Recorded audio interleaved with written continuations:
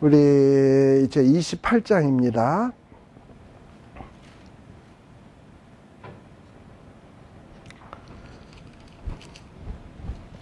자, 28장의 시작은 어떻게 시작되는가? 물론 46절 끝부분. 이 리브가가 이삭에게 말을 하면서 이 에서가 햇사람의 딸들과 결혼함으로 인해서 참 리브가가 고통을 당했나 봐요. 그런데 만일에 야곱마저, 에서뿐만 아니라 야곱마저 이방인들의 딸들과 결혼을 하게 되면 난 도대체 무슨 재미로 이 세상을 살까? 이러면서 리브가가 탄식을 하고 있는 거예요. 그러니까 리브가는 며느리에 대한 탄식이 아니라 며느리가 이방 여인이라는 것에 대한 탄식이에요. 근데 이방 여인이라는 이 것에 대한 탄식이라는 게 이게 뭔 얘기인가 좀 조심해야 될 필요가 있는데, 성경에 보면 라합이라고 하는 여인이 나옵니다. 이방 사람입니다. 근데 이 라합은 정말 나쁘다고 얘기를 안 해요. 훌륭한 여인으로 취급이 됩니다. 왜냐?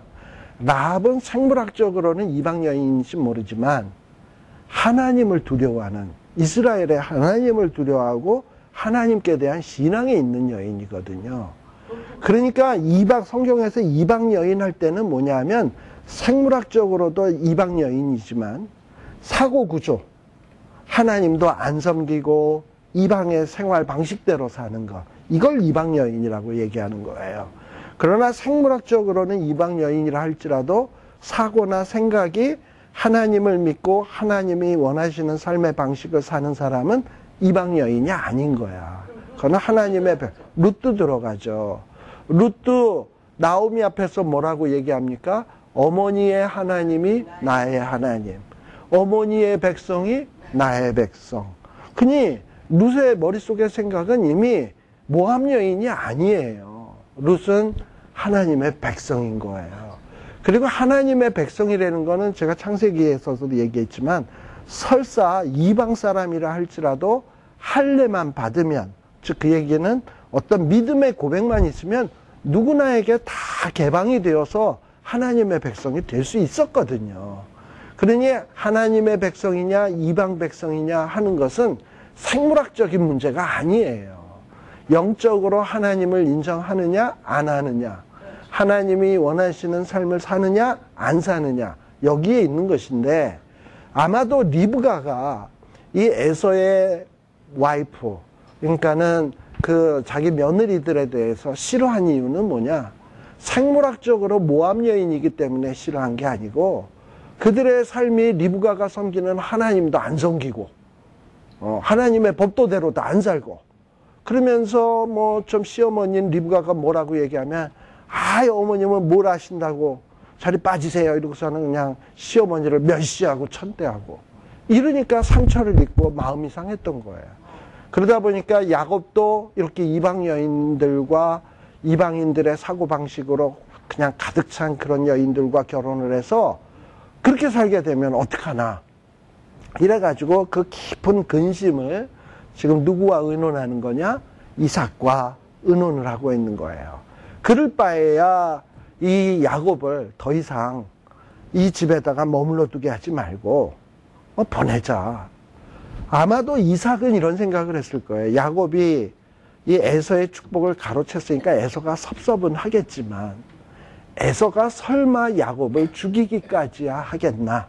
자기가 이렇게 눈이 시퍼렇게 뜨고 살아있는데, 그건 지 생각이지. 무슨 눈이 시퍼렇게 뜨고 살아있어. 뜨면 모래 안 보이는 걸. 그렇잖아요. 에? 그건 지 생각이지. 그러니까 자기는 설마 에서가 죽이기 하겠나. 그러니까 리브가는 뭐냐면 단순히 그런 문제가 아니라 리브가는 이 야곱도 이방 여인과 결혼을 해서는 안 되니까 설득을 하는 거예요. 이삭을 보내자. 그러나 또 리브가의 속마음에는 뭐가 있냐? 에서로부터 보호해야 되겠다라는 마음도 있는 거예요. 그러니 리브가는 참 여러 가지로 복합적으로 생각을 하고 있는 거야. 야곱을 보호해야 되겠다. 또 이삭을 설득을 하려면 명분이 필요하다. 명분이라면은 이방 여인과 에서처럼 똑같이 결혼해서야 되겠냐? 그럴 바에야 바단 아람으로 보내면 거기에 우리의 동족의 딸들이 있는데 그렇게 해서 결혼하면 그래서 돌아오면 이거 아주 좋은 일 아니겠냐. 이삭 당신도 바단 아람에 있는 리브가 나 같은 여인 만나서 결혼한 거 아니냐. 그러니 야곱도 글로 보내면 그렇게 될 거 아니냐. 그러니 이삭이 듣고 보니까 그럴듯하거든. 그럼 그러자. 해가지고 이제 결론이 어떻게 되느냐. 이삭과 리브가는 야곱을 바단 아람으로 보내자. 이렇게 결론이 딱 난 거예요. 그리고서는 이제 28장이 시작이 되는 겁니다. 28장의 1절. 자, 이렇게 이삭은 이제 리브가의 이야기를 듣고 야곱을 바단 아람으로 보내기로 결정을 했습니다. 근데 이렇게 결정을 하고서는 뭐냐? 야곱을 부르는 거지. 그리고 축복을 하고 있는 거예요. 근데 이렇게 이삭이 야곱에게 베푸는 축복은 그냥 떠나니까, 그냥 섭섭하니까 즉흥적으로 그냥 축복 기도해주는 이런 것이 아니에요. 이제 이 이삭은 이 축복이 에서에서 야곱으로 탁 바뀌어지는 사건을 통해서 심히 떨었다 그랬잖아, 아까. 그걸 통해서 뭘 알았냐 하면 하나님의 뜻이 뭔지를 알았던 거야. 그리고 자기가 자칫 잘못하면 편애, 에서에 대한 편애, 음식에 대한 탐심 때문에 하나님의 그 거룩한 계획을 그르칠 뻔했구나 라는 사실을 깨달은 거예요. 그리고 이제는 진짜 축복이 누구에게 가야 된다? 작은 자에게 가야 된다라는 것을 확신하고 있었어요. 그런데 지금 야곱이 떠날라 그러는 거야. 근데 야곱의 신앙은 자기만 못한 것 같아. 그러니 야곱에게 다시 한번 재차 믿음의 확신을 줄 필요가 있는 거예요. 내가 축복했던 거 그때 그냥 단순히 뭐 맛있는 거 얻어먹어서 그냥 좋아서 그냥 흘려보내는 말로 한 것이 아니다.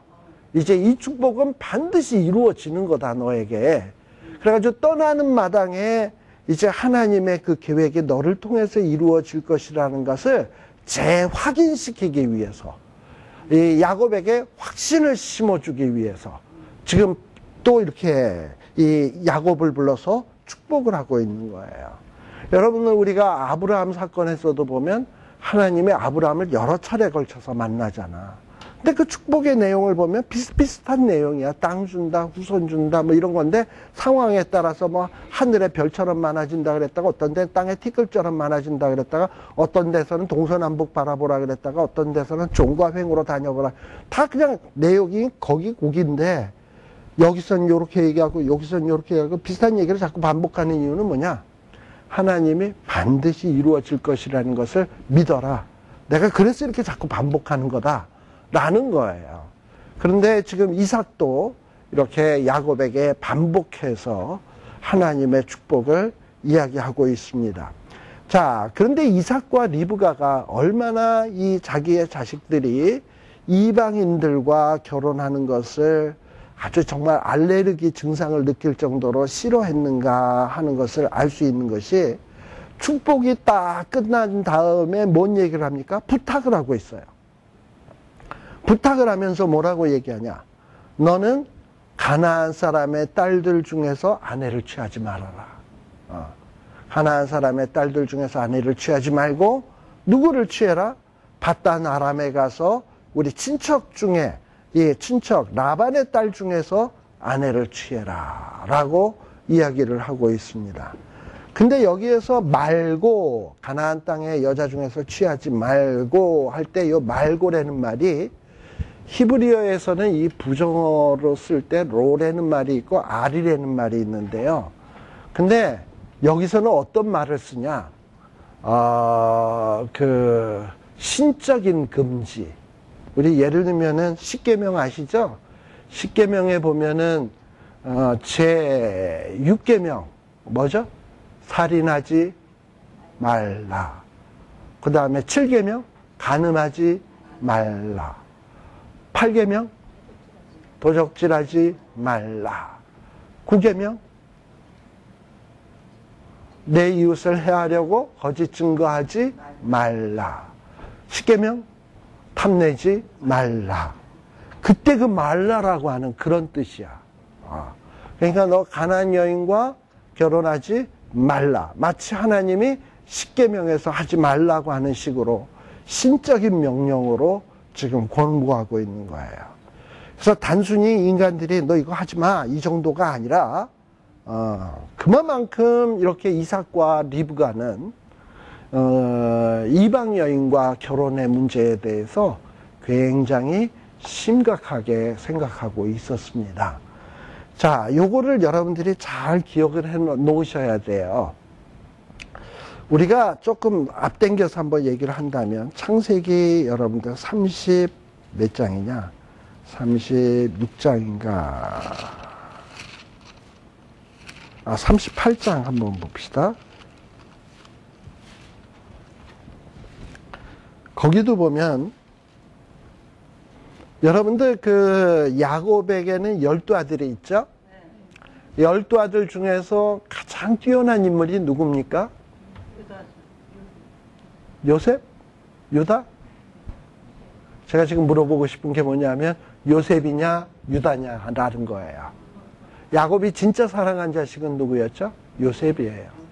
요셉이고 요셉이 총리 대신이 되고 어떻게 보면 제일 잘난 자식 같아요. 막내지만 거의 막내에 가깝지만 그런데 야곱의 축복을 대를 이어서 그 축복을 이어가는 자는 누굽니까? 유다예요. 그것도 참 희한해요. 우리가 유다는 누구의 자식입니까? 레아. 요셉은 라헬의 자손. 근데 라헬과 레아를 누굴 더 사랑했습니까? 야곱은 라헬을 더 사랑했어요. 그러니까 레아는 참 천대받은 사람이고 여자로서 참 우물하게 살아온 여인이야. 근데 이 레아에게는 하나님이 또 은혜를 주셨어. 이 유다라고 하는 아들이 있어가지고 장차 메시아의 족보를 잇는, 아니 거기에서 다윗이라고 하는 왕의 족보를 잇는 그런 어떤 왕의 족보, 메시아의 족보를 잇는 그게 레아를 통해서 나와. 인간적으로 야곱이 사랑한 라헬을 통해서는 요셉 같은 인물은 나왔는데 그게 끝이야. 에브라임 므낫세 뭐 그 아들 뭐 썩 별 볼 일 없잖아. 그렇잖아요. 물론 에브라임 지파는 한때 북이스라엘의 그 최초의 왕 여로보암이라고 하는 왕이 있어요. 에브라임 지파 사람이에요. 근데 여로보암은 여로보암 다음에 자기 아들 나답이라고 하는 아들 때에 왕위가 끊겼어. 2대밖에 못 가. 그러니 에브라임 지파는 왕의 지파라고도 할 수 없어요. 그러니까 뭐 복받은 거는 틀림이 없는데 유다만큼은 아니야. 그런데 참 이게 희한한 것이, 그러니까 유다는 대단한 인물이에요. 근데 38장에 보시게 되면 이 38장도 여러분들이 잘 아는 사건이에요. 그런데 이 유다가 아마도 요셉을 애굽 사람 상인들에게 팔아 넘깁니다. 그 얘기가 37장에 나와요. 37장에 그 요셉을 팔아 넘기는 이야기가 나오고, 그리고 난 다음에 집에 돌아와서는 웬일인지 자기네 그 형제들의 집에서 살지 아니하고 집을 떠나 가출을 해. 근데 아마 가출을 한 이유는 이 요셉을 애굽 상인에게 팔자라고 제안을 했던 사람이 누구냐면 유다거든요. 근데 이거는 뭐 돈 벌기 위해서라기보다는 자칫 잘못하면 요셉이 형제들이 죽일까봐 죽임은 면하게 하기 위해서 팔아 넘기자는 거예요. 팔아 넘기면 돈도 생기고 좀 더 낫지 않냐? 죽여버려서 무슨 유익이 있냐? 해가지고 요셉을 팔아 넘겼어요. 그래서 물론 요셉의 목숨은 구했는지 모르지만 아마 유다는 자기 가족, 특히 자기 아버지 야곱하고 살면서 동생을 팔아넘긴 그 아이디어를 제공한 게 자기잖아. 그러니까 아버지 벨랏도 없고 형제들도 그 사실을 다 알잖아. 그러니까 형제들하고 어울려 사는 것도 불편하고, 그러니까 아마 가출을 한 것 같아, 집에서. 그게 38장 1절이에요. 그 후에 유다가 자기 형제에게서 어떻게 됐다? 내려가서. 그 이스라엘 형제들이 어디 있었냐면 헤브론이라고 하는 곳에 있었어요. 여러분들 이 헤브론이라는 곳이 높은 곳이야. 여러분들 갈렙 이야기 아시죠? 저 산지를 내게 주소서. 근데 그게 어디냐면 헤브론 산지거든. 그 지역이 높은 곳이에요. 근데 거기가 야곱의 집안들이 살던 지역이거든. 그러니까 내려간다라는 얘기는 헤브론 산지로 내려와서 아마 골짜기 쪽으로 내려간 것 같아. 내려가서 유다가 살기를 시작을 했는데 내려가서 누구를 만났냐 하면 아둘람 사람, 히라라고 하는 사람을 만났고, 친구는 좋은 친구 사귀어야 돼요. 이 아둘람 사람 히라가 그렇게 썩 좋은 사람 같지는 않아. 근데 이런 사람하고 얽혀 지내다 보니까 또 누구를 만나냐면 2절에 유다가 거기서 누구? 가나안 사람 수아라 하는 자의 딸을 보고, 여기서 가나안 사람 하니까 우리는 하나님이 이스라엘 백성들에게 가나안 땅을 주셨지. 그러니까 가나안 하면 무슨 생각이 드냐면 이스라엘과 같은 족속인 것 같은 느낌이 좀 들 때가 있어요. 아니에요. 지금 우리 아까 창세기 28장에서도 뭐라고 얘기했냐면 28장 1절에 보면 이삭이 야곱을 불러서 축복하며 부탁하면서 얘기하기를 너는 가나안 사람들의 딸들 중에서 아내를 취하지 말라 그랬어요. 가나안 여인과는 결혼을 해서는 안 돼. 그런데 유다는 자기 그 형제의 집안에서 떠나가지고 이상한 아둘람의 여기 히라라고 하는 친구를 만나서 그냥 방탕하게 지나다가 가나안 사람들, 이방 사람들을 많이 알게 된 것 같아. 근데 특별히 그 중에서 수아라고 하는 사람의 딸을 보니까 이뻐. 그러다 보니까 그냥 그 미모에 반해가지고 아버지가 자기 아버지 때에 이 가나안 사람들과 할아버지 때 가나안 사람과 결혼한 걸 그토록 싫어했는데 그거를 무시하고 가나안 사람 수아라고 하는 사람의 딸과 결혼을 했습니다. 그랬는데 결혼을 했는데 어떤 결과가 나왔냐?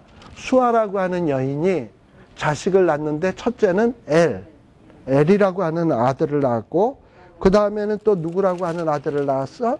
오난이라고 하는 아들을 낳았어요. 예. 그리고 그 다음에는 또 누구를 낳았냐면 셀라라고 낳았어. 자, 그러면 그 다음에 여기에 보면 오난, 셀라, 얘네들은 한쪽은 유다의 피가 흐르겠지만 한쪽은 누구의 피가 흘러? 가나안 여인 수아의 피가 흘러요. 자, 그러면 하나님께서는 유다를 통해서 거룩한 메시아가 태어나게 돼 있는데 이렇게 머릿속같이 영혼의 생각까지 이방 여인인 수아의 딸, 그의 피가 흐르는 아들들을 통해서 메시아가 나올 것을 용납한다 안 한다? 안 한다. 그래서 어떤 일이 벌어지냐면 엘이 죽어요. 오난도 죽어요. 그리고 셀라는 뭐 그냥 별 볼 일 없이 더 이상 얘기 안 나와요. 그런데 엘의 부인으로 지어졌던 다말이라고 하는 여인이 나옵니다. 6절에 보면. 근데 이 다말이라고 하는 여인은 아까 뭐랑 비교를 해볼 필요가 있냐면은 아까 가나안 사람 수아의 딸. 자, 수아의 딸, 유다의 부인이었죠. 근데 유다의 부인을 뭐라고 표현하냐면 어디 출신의 사람이다라는 걸 분명히 언급을 한다고. 그러니까 성경에서는 이방 여인인 경우에는 그 출신을 분명히 좀 밝혀요. 근데 그 출신을 밝히지 않는다라는 것은 유다 사람이다라는 얘기예요. 그런데 여기에 보면 6절에 보면 유다가 장자 엘을 위하여 아내를 취하니 그 이름은 그 여인은 가나안 사람 누구의 딸 이렇게 나오는 게 아니라 그냥 다말이더라 라고 나오거든요. 이 얘기는 아마 또 다말은 이방 여인이 아니라 이스라엘 백성이다 라는 얘기예요. 다말은. 자, 그렇다면 결국에는 유다를 통해서 유다와 누구를 통해서 아해를 낳습니까? 유다와 다말. 그러니까 유다도 어디 사람? 이스라엘 사람. 다말도 이스라엘 사람을 통해서 자식이 나오고 그 자식을 통해서 메시아의 족보가 이어지고 있어요. 그러니까 유다가 한때 이방 여인에게 혹해가지고 가나안 사람 수아의 딸과 결혼을 했지만 하나님은 그 길을 막으셨어. 아까 얘기했잖아요. 우리가 하나님의 뜻을 이런데 우리가 어떻게 하면 가만히 있는 거냐. 뭐 움직이긴 하겠지. 어떨 땐 나쁜 결정도 하고 그러겠지. 그런데 하나님이 우리가 나쁜 결정을 하잖아요. 대가를 치르게 해. 깨닫게 해. 그리고 난 다음에 시간 지나서 보면 하나님은 이렇게 하기를 원하시는구나 하는 것을 명확히 드러나게 하신다니까. 이게 바로 이게 하나님이 하시는 방법 가운데 하나예요. 자, 그러면 이제 다시 창세기 우리 아까 38장은 이후에 우리가 또 하게 되지만 지금 여기에 내가 왜 가나안 여인이라는 말이 나왔기 때문에 잠시 유다에 대한 얘기를 언급을 한 겁니다. 근데 여기에 보면 이삭도 이렇게 거룩한 족속들의 결혼에 의해서 이 하나님의 뜻은 이루어져야 된다라는 생각이 강했던 거예요.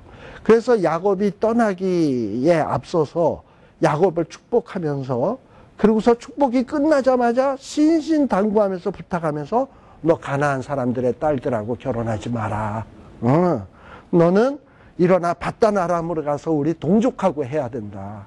거기 라반이 있는데 라반의 딸들 중에서 결혼을 해야 된다. 이러고선 신신당부하고 있는 거예요. 자, 3절. 왜 이렇게 신신당부를 하냐? 하나님의 그동안 아브라함과 이삭과 야곱에게 주어진 하나님의 축복의 내용들이 뭐냐? 첫 번째는 땅 준다는 것이고, 또 하나는 후손의 축복이에요. 근데 이 후손의 축복이라는 게 어떻게 보면 창세기 1장 28절에 나오는 축복하고 똑같아. 생육하고 번성하고 땅에 충만하는 거예요. 자, 그런데 이방 사람들은 생육하고 번성 안 하나? 불신자들은 생육하고 번성 안 하나? 하죠. 예. 근데 하나님이 말씀하시는 생육 번성이라는 건 뭐냐? 불신자로서 생육하고 번성하는 것은 의미가 없어. 하나님의 거룩한 자손이 생육하고 또 거룩한 자손으로 키우고 그 자들이 번성해서 이 땅 위에 하나님의 나라를 이루어가는 것이 이게 하나님이 기뻐하는 것이고 그게 축복이지. 그냥 무조건 인구 많아지는 거, 그거는 어떨 때는 화가 돼요. 특히 악한 자들이 많아지는 거는 이건 화야 재앙이고. 그러니까 지금 이삭도 뭐라는 거냐? 새끼 많이 낳는 게 중요한 게 아니라 거룩한 아들, 거룩한 자녀로 생육하고 그 자들이 번성되려면 어머니의 역할이 중요한 거야. 그러니까 야곱이 아무나 결혼해서는 안 돼. 이 하나님을 믿는 사람들 가운데서 해야 되는 거예요. 그래서 이 야곱이 떠나는 마당에, 지금 야곱의 나이가 몇 살이야? 아까 얘기했잖아요. 77세. 근데 야곱이 이때까지도 결혼을 안 했어. 어떻게 보면요. 근데 이 77세 나이 먹은 노인네한테 너 결혼은 이방 여인과 결혼을 해서는 안 되고 77세예요, 지금. 근데 보세요. 참 희한하죠? 이삭도 60세 될 때까지 자식이 없었어. 야곱은 77세까지 결혼도 못했어. 그런데 생육하고 번성하고 땅에 충만한다라고 하는 복을 준다고 얘기하니까 이게 믿어져, 안 믿어져? 하나님의 계획이 그래요. 그러니까 우리는 하나님의 계획에, 하나님, 뭐 생육하고 번성이 뭐 60세까지 지금 애도 못 낳고 있는데 뭔 번성이에요? 저 77세는 야곱은 생육 번성이라고요. 내 나이 77이에요. 결혼도 안 했어요, 지금. 아버지처럼이라면은 결혼하고서 또 20년 동안 불임일 거예요. 근데 뭔 생육 번성? 근데 하나님의 계획이 이루어지잖아요. 그러니까 이게 참 놀라운 거라니까. 그러니까 이 믿음의 족장들의 그 모습들을 나이, 계산 다 따져보면 참 이 족장들을 인도해 가는 발걸음이 인간의 생각으로 안 해. 하나님은 말도 안 되는 방법으로 이 족장들을 인도해서 그들에게 복을 주어 가고 계세요. 그리고 그 족장들이 훗날 인생을 다 산 다음에는 하나님이 지금까지 나를 인도했다라고 한결같이들 고백하고 있어. 그처럼 우리들도 지금 요 사는 순간순간에는 이런 게 무슨 하나님의 인도고 축복이야? 이럴지 모르겠지만 세월 지나보니까 그때 그게 그래서 축복이구나 라는 것을 알게끔 하실 거예요. 그럴 수밖에 없는 게 왜냐 그러냐면 우리도 아브라함과 이삭과 야곱의 후손이거든. 그러니까 그들의 삶과 비슷하게 살아갈 거거든. 말도 안 되는 길을 걸어갈 거거든. 그러나 말도 안 되는 길을 걸어가지만 또 기가 막힌 축복을 또 받을 거거든. 아시겠습니까? 그렇게 생각하시면 돼요. 자, 근데 이 77세란 노인에게 아무나 하고 결혼하지 마라, 이런 여자랑 결혼해라 라는 것도 이게 참 웃기는 일이고, 3절. 그리고 77세 먹은 아직 결혼도 못하고 밧단 아람에 가서 어떤 여자를 만날지도 모르는데 지금 무슨 김치국도 마시는지, 결혼도 안 한 싱글 노총각한테 생육하고 번성하라, 너로 여러 족속을 이루게 하시고 아브라함에게 허락하신 복을 내게 주시되, 우리가 만일에 내가 지금 노총각에 77세에 결혼도 못할 것 같은데 누가 아버지가 나한테 이런 축복을 한다 그러면 웃기고 앉으셨네요 이러고 어떻게 얘기하지 않겠습니까? 그렇잖아요. 그리고 지금 야곱의 신세는 뭐야?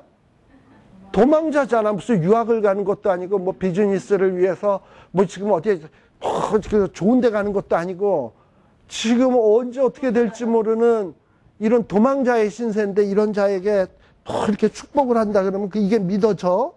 안 믿어지지.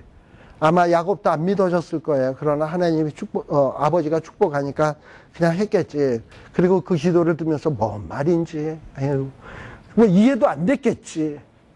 그러고서 이제 이 축복받고 가는 거예요. 그러나 아버지 이삭은 자기가 인생을 살아보니까 이게 진실이거든. 그러니까 진심을 담아서 축복을 한 거야. 아마 야곱은 이해 못했을 거예요. 그리고 냅다 도망가는 거예요. 자, 그리고서는 또 뭐라 그러냐? 아브라함에게 허락하신 복을 내게 주시고 또 너와 함께 내 자손에게 주사 너로 하나님이 아브라함에게 주신 땅, 또 아브라함에게 주신 땅은 또 누가 받았어? 이삭이 받았잖아. 우리 거하는 땅을 유업으로 받게 하시기를 원하노라. 근데 이 땅에 지금 누가 있어? 에서가 칼을 갈고 있잖아요. 그러니 이게 믿어지겠냐고. 그리고 이제 이삭이 야곱을 보내니까 야곱은 이제 떠나요. 바단 아람으로 가요. 라반에게 가요. 그러고서 이제 이 떠나는 이야기가 나옵니다. 자, 그리고 거기에 보면 바단 아람으로 가서 라반에게 이르렀으니 라반은 아람 사람 부데엘의 아들이요 야곱과 에서의 어미 리브가의 오라비더라 라고 되어 있습니다. 이미 어떻게 보면 5절에 보면 라반의 집에 다 도착했죠. 5절에 보면 라반의 집에 도착했고 만날 사람 다 만났잖아. 그런데 6절에서부터 9절에 보면 이제 무슨 얘기가 나오냐? 에서가 본즉 이삭이 야곱에게 축복하고 그를 바단 아람으로 보여 아내를 취하게 하고 그에게 축복하고 명하기를 뭐 이러면서 이제 얘기가 나오는데, 이 6절에서부터 9절의 내용은 뭐냐면 에서가 반성을 해본 거야. 어떻게 하다가 내가 이 꼴이 됐나? 장자의 축복을 빼앗기고 이 장자의 축복이 야곱에게 넘어가게 됐나? 이제 분석을 해본 거지. 버스 떠난 다음에 분석을 해보니까 이유를 하나 발견을 했어요. 6절 끝에 보니까 야곱을 보내면서 아버지가 얘기하기를 너 가나안 사람들의 딸들 중에서 결혼하지 말고 너는 동족 중에서 결혼해야 된다. 이 얘기하는 거를 에서가 알게 됐거든. 아, 내가 아버지에게 미움받아서 이 축복을 받지 못한 것은 결혼을 잘못해서 그렇구나. 내가 가나안 여인들과 햇사람 족속들과 딸들과 결혼을 해서 아버지의 미움을 받아서 결국은 장자권을 빼앗긴 것 아닌가, 이런 생각을 한 거야.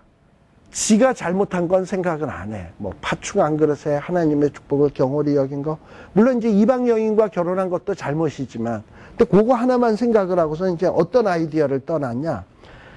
그래서 또 그러다 보니까 8절에 그래서 이제 지 마누라들을 가만 보니까, 이방 여인들을 보니까 이 가나안 사람들의 딸들이 아버지 이삭을 영 기쁘게 못해.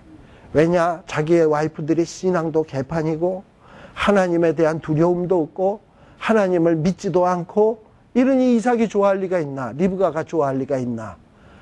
그러다 보니까 이제 이 에서가 하나 아이디어가 떠오른 게 있었는데, 그게 뭐냐면 9절. 에서가 이스마엘에게 가서 그 본처들 외에 아브라함의 아들 이스마엘의 딸이요 느바요의 누이인 마할랏을 아내로 취하였더라. 타민족과 결혼하는 것을 싫어하니까 나는 그러면 아브라함의, 물론 장자, 적통은 아니지만 서자로 태어난 것도 아들은 아들이잖아. 이스마엘의 그 후손인 여자와 결혼을 하면 그것도 아브라함의 후손이니까 아버지가 기뻐하지 않겠나. 이제 이 생각을 한 거야. 문제는 혈통이 뭐가 문제입니까? 근데 이스마엘도 따지고 보면 하나님의 택한 족속은 아닌 거거든. 뭐 가나안 사람이나 이스마엘이나 도끼인 객끼이거든요. 근데 문제는 이 혈통 때문에 지금 이삭이 고민하는 게 아닌데, 이 지금 에서는 그 돌대가리가 뭐냐면은, 혈통이 내가 가나안 여인과 결혼을 해서 아버지가 싫어하나 보다. 혈통이 설사 모함 여인이라도 룻과 같은 여인을 데리고 왔으면 엄마 아빠가 얼마나 기뻐했겠어. 근데 그건 모르고 이 인간은 뭔가 아브라함의 피만 흐르면 그런 여자면 치마만 두르면 다 된다라는 생각하에 데리고 온 거야. 자, 이게 에서의 생각이에요. 근데 이 에서의 생각이 얼마나 어리석인가 봐. 이미 에서는 하나님이 제정하신 일부 일처 이를 어겼어. 일부 다처를 했단 말이지. 그런데다가 또 아버지가 지금 시원찮게 생각한다니까 아내를 하나 또 뒀으니까 아내가 몇이 된 거야? 일부 삼처가 된 거야, 이제. 예. 그러니 이 지금 엉뚱한 짓것만 하는 거예요. 진짜 무슨 포인트는 못 짚고 엉뚱한 짓거리로 해결을 해보려고 지금 아우성을 치고 있는 거예요. 이게 누구의 모습이다? 에서의 모습이다. 자, 이렇게 에서의 모습이 창세기에 곳곳에 간간히 이렇게 띄엄띄엄 나오는 이유는 뭐냐? 참 이 에서는 말이죠. 어떻게 보면 하나님의 축복을 받지 못한 이방인의 대표자의 모습이에요. 즉, 하나님을 안 믿는 불신자들은 참으로 자기네들의 생각대로 살아. 그러면서 자기네들 소견에 오른 대로 살아. 그래가지고 자기 소견에 오른 대로 살아서 항상 어떻게 사느냐? 삽질하면서 살아. 하는 짓거리가 매일 엉터리 같은 짓이나 하고 정말 하나님 앞에 벌 받은 일만 골라가면서 하고 그러면서도 자기 딴에는 이것이 복 받는 길이라 그러고 사는 거야. 그러나 하나님의 백성들은 어떠냐? 잘못된 길로 가면 하나님이 바로 잡아주고 때로는 시련과 고통을 통해서도 바로 잡아주고 이게 하나님의 백성의 모습이고 그리고 이방인들의 모습은 계속 잘못된 길로 가는데도 하나님은 냅둬. 바로 그게 에서의 길이에요. 그래서 에서는 점점 하나님으로부터 멀리 가고 있습니다. 찬송가에도 보면 멀리 갔더니 어떻게 돼요 그러면? 처량하고 고나다 그렇게 돼 있어요. 지금 이게 누구의 길이냐? 에서의 길이에요. 자, 근데 아까 5절까지 이미 야곱은 다 갔어요. 바다나라까지. 근데 성경은 이렇게 중간에 어떤 이야기를 중간에 꽉 끼어들게 함으로써 일단 얘기를 마무리를 짓고 얘기 끼어들이고 또 다른 주제로 얘기가 진행이 돼요. 이미 물론 야곱은 5절에 보면 분명히 바다나람에 갔는데 10절서부터 얘기하고자 하는 것은 뭐냐? 어떻게 바다나람에 가게 됐나? 바다나람에 가게 될 때까지의 어떤 일들이 야곱에게 있었나 하는 얘기를 하려고 하는 거예요. 어떻게 보면 시간적 순서로 보면 5절과 10절은 10절서부터의 내용은 5절보다 이전에 5절 중간 이전에 있어야 될 내용이야. 그렇죠? 예. 그러나 5절까지는 일단 이 내용이 뭐냐? 야곱이 이방 여인과 결혼을 해서는 안 된다. 왜? 거룩한 후손을 생육하고 번성해야 되기 때문에. 반면에 에서는 어떠했다? 엉뚱한 짓거리만 했다. 아버지의 심중을 잘못 짚고 엉뚱한 그 포인트를 놓치고 엉뚱한 데 포인트를 맞춰서 엉뚱한 짓만 했다. 이게 지금 요 9절까지 하고자 하는 얘기고 10절서부터는 뭐냐? 이제 다시금 이제 아버지의 축복을 확인하고 떠나는 야곱이 어떤 과정을 통해서 바다나람에 도착하게 되었나 하는 얘기를 설명하려고 하는 겁니다. 그러니까 우리가 성경을 볼 때 여기서부터 여기까지는 무슨 얘기? 근데 중간에 이런 얘기가 껴들어간 거는 왜일까? 그리고 그 다음에 나오는 얘기는 무슨 얘기를 하는 건가? 이런 것들을 좀 꼼꼼히 생각을 좀 하면서 읽으셔야 돼요. 자, 그럼 10절서부터 보면 야곱이 브엘세바에서 떠나 어디를 향하여 간다? 하란. 이제 이런 구절이 나오면 나중에 여러분들이 성경을 좀 더 깊이 알기를 원하면 여기 조이나 생명의 말씀사 이런 데 가보면 성경 지도 뭐 이런 거 있어요. 그럼 이런 지도책을 하나 탁 사다 놓고 브엘세바가 어디지? 하고 탁 찾아보는 거야. 하란이 어디지? 탁 찾아보는 거야. 그러면 이게 꽤 떨어진 거리네 하는 거를 딱 알아요. 자그만치 제가 아까 한 몇 킬로 된다고? 700km 정도 떨어진 아주 먼 길이에요. 근데 이곳을 야곱이 도망자의 신세로 호를 단신으로 지금 그곳에 떠나게 되는 겁니다. 그리고 이 에서가 언제 쫓아올런지 이건 아무도 몰라. 에서는 어떤 사람이다? 사냥꾼. 동물만, 마음만 먹으면 동물만 사냥하는 게 아니야. 인간 사냥도 할 수 있는 사람이야. 그렇잖아요. 그러니 이런 사냥꾼이 자기를 쫓아온다 생각을 하면 이거 얼마나 무섭겠어요. 그러니 아마 그야말로 냅다 도망갔을 거예요. 냅다 도망갔어요. 자, 그래서 냅다 도망가서 도착한 곳이 어디냐?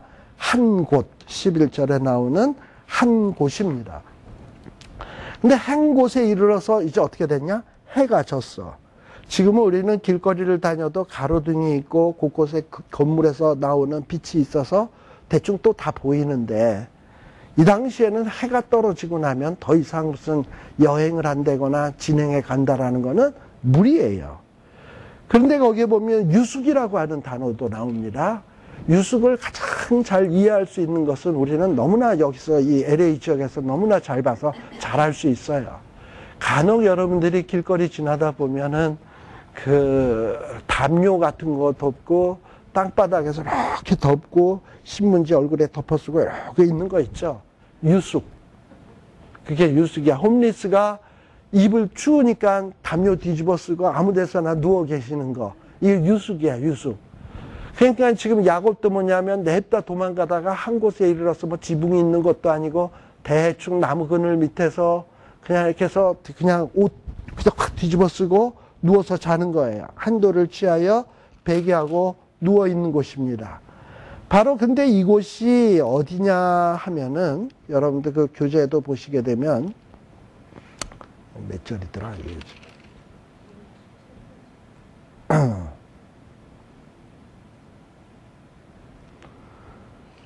여기가 루스라고 하는 곳입니다. 그러니까 한 곳 하는 곳이 어디냐면 루스라고 하는 곳이에요. 자, 11절. 이 한 곳이라는 곳이 이게 루스라고 하는 곳인데 야곱이 출발한 곳이 어디냐면 브엘세바거든요. 브엘세바에서 떠났는데 근데 이 루스까지의 거리는 뭐냐? 아직 하란까지는 한참 더 가야 되는데 85km야. 자, 85km면은 자동차로 후리에서 냅다 달려야 85km예요. 걸어서 간다 그런다면 85km면은 얼만큼이냐? 하루 꼬박을 거의 마라톤식으로 달려가야 85km를 가는 거예요. 우리가 흔히 마라톤 선수들이 40km 정도거든요. 마라톤 구간이. 그거를 잘 뛴다는 사람이 2시간대에 뛰어요. 2시간 10분 이내에 뛰면 이거 세계 선수예요. 그게 40km야.